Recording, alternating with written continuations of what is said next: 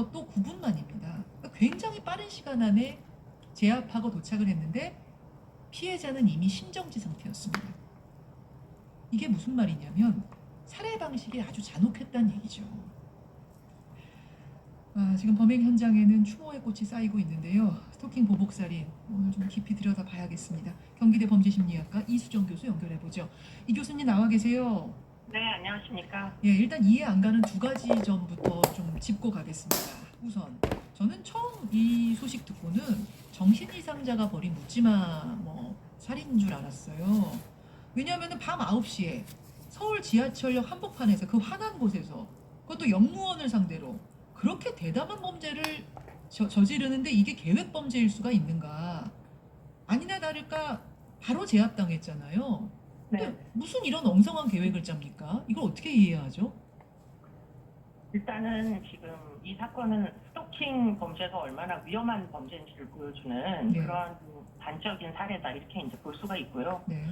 뭐 지금 스토킹을 한지는 지금 가족의 얘기에 따르면 입사 이후에 내내 스토킹을 당했다 이런 진술이신데 아마도 스토킹이 심해진 것은 이제 불법 촬영죄로 작년도 10월달에 이제 이분이 피의자로 신고가 됐던 것 같습니다. 예. 그래서 결국 그 사건 이후에 결국은 그 불법 촬영의 피해 여성이었던 것 같고요. 네.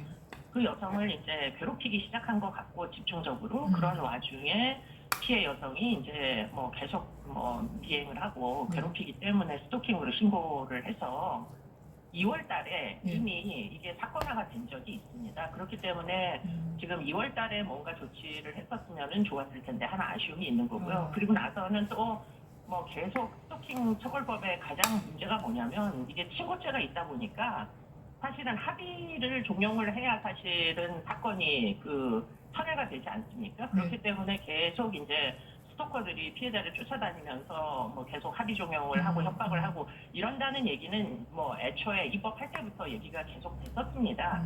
그런데 그게 법률 개정이 안 되고 있다가 뭐 계속 이제 합의를 해달라는 점점 이제 심해지는 스토킹을 해서 결국은 6월 달에 다시 한번 문제가 됐고요. 6월 달에라도 구속영장을 청구하고 구속을 시켜버렸으면 아마 이 여성은 목숨을 잃지 않았겠죠. 자, 그 이야기 굉장히 중요한 지점인데 그 이야기 잠시 후에 조금 나누기로 하고요. 우선은 네. 이제 사건 자체에 대해서 그날 벌어진 살인 사건 자체에 대해서 궁금증을 먼저 좀 답해 주시면 좋을 것 같아요. 네. 어떻게 그런 사람만은 실제로 살인이 있었던 그 화장실 옆칸에는 사람이 있었어요. 승객들이 뭐 시민들이 있는 이런 곳에서 어떻게 이런 대담한 범죄를 벌이는가? 전 그게 잘 이해가 안 가요. 그러니까 그만큼 제가 드리고자 하는 말씀은 스토커의 심리 상태라는 게 예. 매우 위험하게 진행되기 때문에 이제 자기 생각에 갇히는 겁니다. 결국은 절박한 어떤 뭐 편집증적인 그런 그 생각으로부터. 그래서 결국에는 합리적 사고를 할 수 없는 지경에 이르게 되는데 지금 이런 이제 지경에 이르게 되면 예.